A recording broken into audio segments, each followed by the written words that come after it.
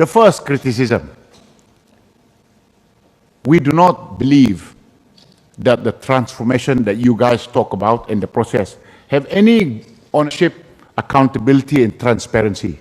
This chart shows the 8-step process that Dato Seri described earlier on.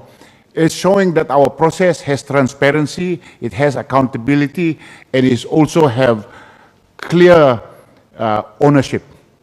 The ownership begins with strategic direction workshop. Step 1.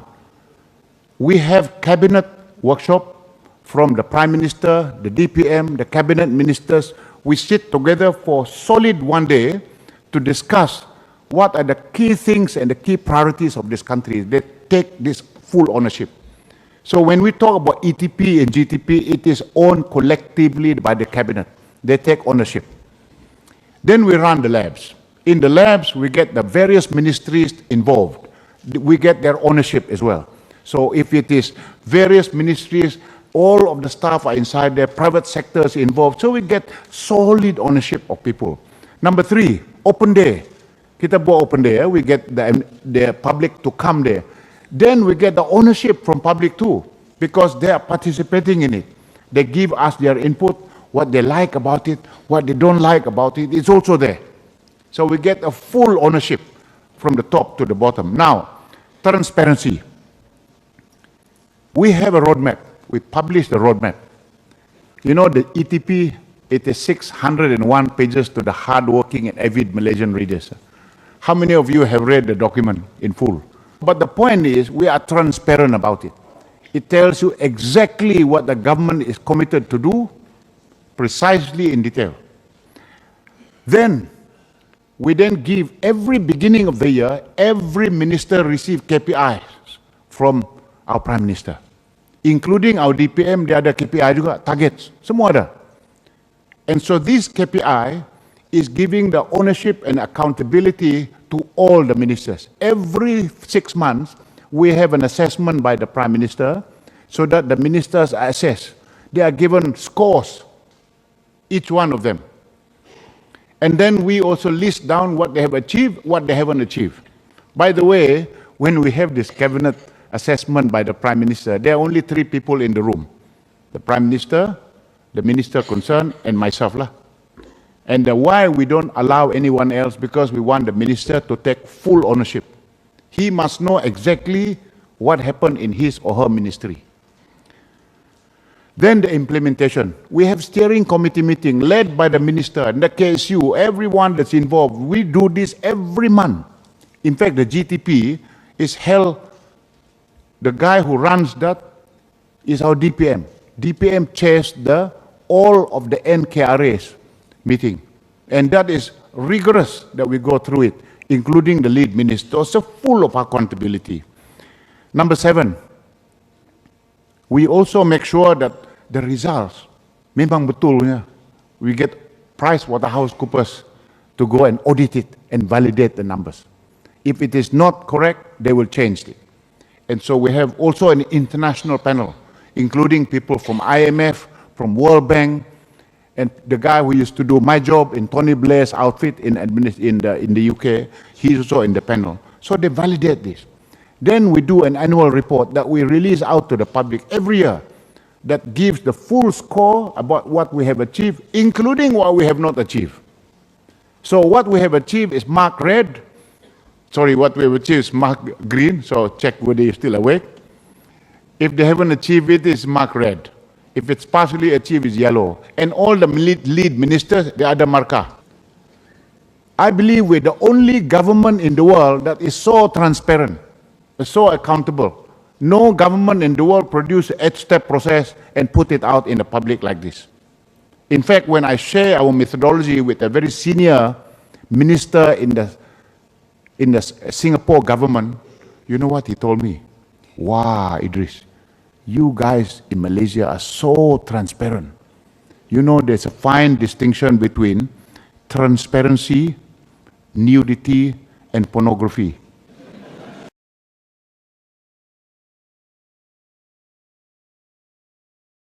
Criticism number 2. The government is introducing policies not based on what the rakyat want, but based on what they want, syok sendiri saja. Let me say, when we identified the national key results areas, these were not chosen just by the cabinet because they're syok sendiri. This was chosen by a method that we use to get public opinion. The first thing that we did was, we had a public perception survey. The reason why they did, I had a gout attack this morning, so I did limping sikit lah. I boleh tahan. We did a public perception survey in September 2008. Very big survey to ask the Malaysian public, what is it that they want the government to focus on? And they wanted us to focus on crime, education, corruption, unity, and economy. Then the Merdeka survey was also conducted. In this Merdeka survey, it was very clear what the people actually wanted was, those were the things that were concerning to them, and also the cabinet view.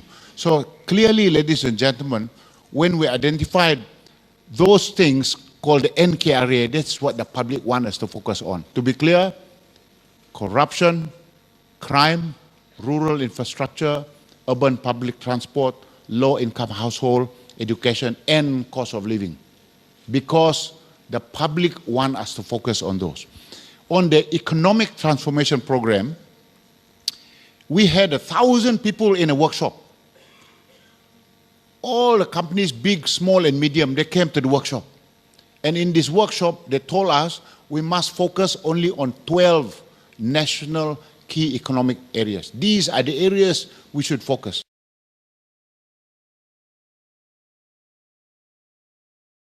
Next criticism, the ETP and the GTP are just highbrow ideas, very academic lah, have nothing to do with people want. We don't feel it. Let me say, ladies and gentlemen, I would say, because our program is targeted at specific areas, we are touching the lives of those people. The first one, we build a lot of rural roads, that we build, particularly in Sabah and Sarawak. We counted the number of people in those villages that had benefited from the roads. And the electricity, water supply, 5 million people. We also looked at the numbers of people who benefited from our program on education. 3 million primary students have benefited from the NKRA program under our DPM. We also had counted 6 million people in Greater Kuala Lumpur who use our urban public transport. The new KTM train, Puduraya that we have now revamped completely. I tell you, we have transformed Puduraya beyond recognition. Any one of you that have been to Bandar Tasik Selatan Terminal, put up your hand. Very good. That one is even better than Gatwick Airport. We're trying to make it very good for the urban public transport people. 6 million people feel it every day. 2.9 million people were lifted out from poverty line because of our minimum wage. Already 6 million people received the BRIM. They also feel it. Ladies and gentlemen, 23.3 million people feel it directly. Why? If you're not the target market, the target audience, obviously you are not the person that we're focusing on lah. 275,000 people got out from poverty, extreme poverty.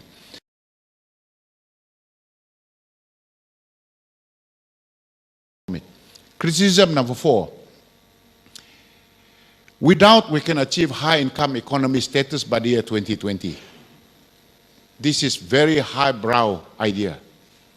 In fact, I must say, there was an event like this. A lot of people were invited, and so Tun Mahathir was on stage. Someone asked him the question, did you think that the Vision 2020 that you set, that you will achieve by the year 2020, in his half-joking manner, he was saying, well, you know, we put the target very, very high.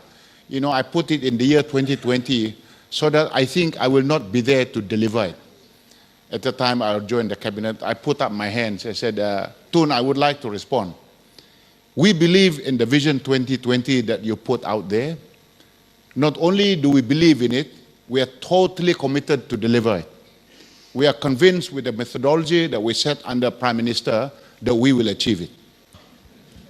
This chart, ladies and gentlemen, shows very clearly that we are on the way to getting there. The red line is the World Bank's definition of what constitutes high-income economy. That means gross national income per capita.